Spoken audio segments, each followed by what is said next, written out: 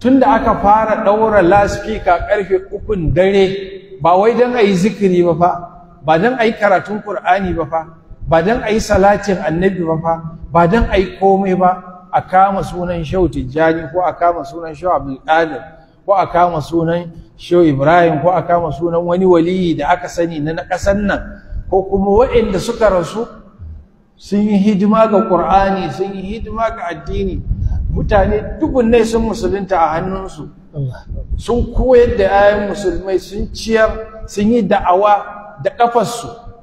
Shai yana gaya mini ya ce lokacin da suna samari da ƙafa suke tashi tun daga Zaria har Nijar da ƙafa, saboda ba abin da za su hau, suna da'awa suna kiran mutane da zuwa musulunci.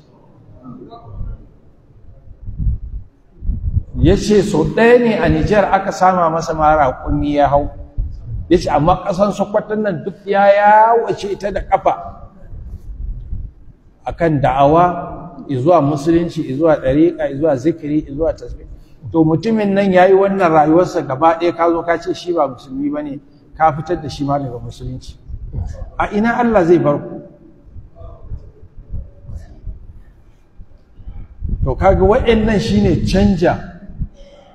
Tun daga nan aka fara shiga wahala, tun daga nan aka fara shiga wahala, aka zo aka canja kuɗi naira, aka canja, aka kwace kuɗin mutane duka, aka ce za a canja kuɗi zamanin su Buhari wancan na farko kenan.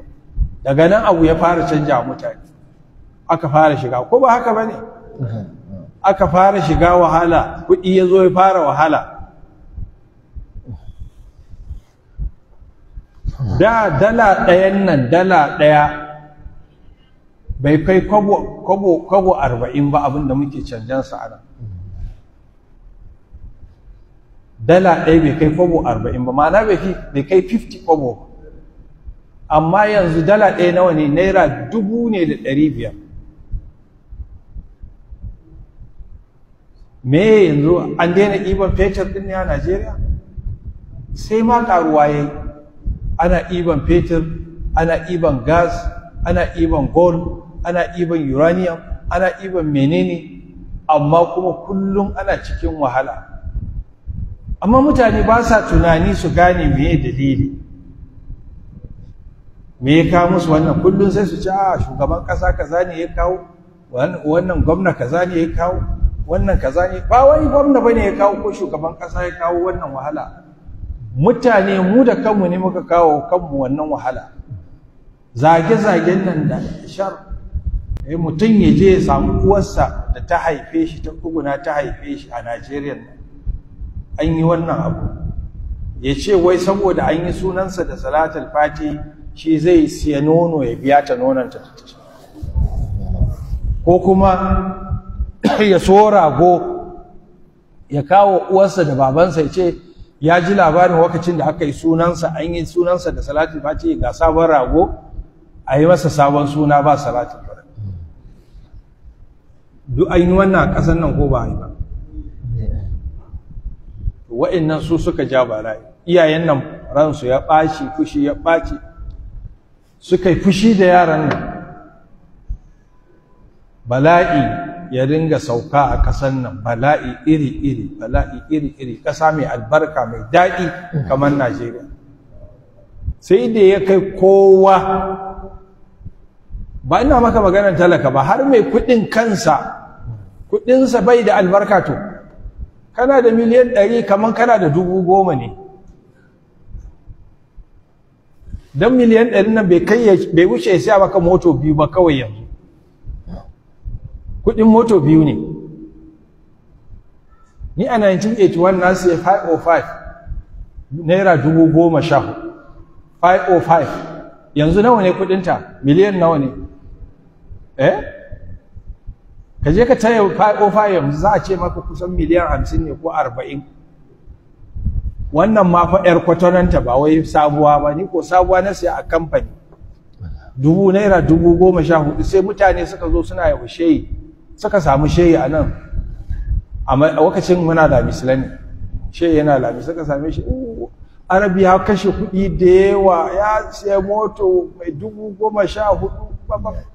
suka dinga wa shehi abin nan har shehi ce musu to kun ji akwai mai bin shi bashi ne bai biya shi ba suka ce a'a kudin yana bin ku kuna bin shi bashi ne suka ce a'a ai ya gaya mini kafin ya siya sannan ya siya muhimmi anan ina nuna muku arhan da ake ciki da jin daɗin da ake ciki na sha tuka moto ni kadai daga nan in je Kano in tashi in je Zaria in tashi in je Kaduna in biyo in zo Jos in dawo Maiduguri ni kadai ba na tsoron kowa inda dare ya same ni sai in shiga gidan mai in kwana da safe in nayi sallah in tashi in ci gaba yanzu ka isa ka fara mana to wannan shine Allah bai zama mai canja mutane abu ba sai sun canja abin da yasa muke ambatawa dan mutane su san kuskuren da suka yi su dena ba wai muna faɗa ne dan wani abu ba dan ba a faɗa sai a ringa cewa shugaban ƙasa kaza ne a ɗora wa wancan shugaban ƙasan da ya wuce in wani ya zo ma sai a ce gwanda wancan in wani ma ya zo ba a daina laifin da aka yi ba a daina shi kuma shi yake kawo musiba ɗin in kullum za mu zagi shehinanmu za mu zagi malamanmu za mu zagi waliyai za mu zagi annabi za mu zagi matan annabi za mu zagi iyayen annabi za mu zagi mala'iku za mu zagi abin nan to ina alheri zai sauka a gidajenmu na rahama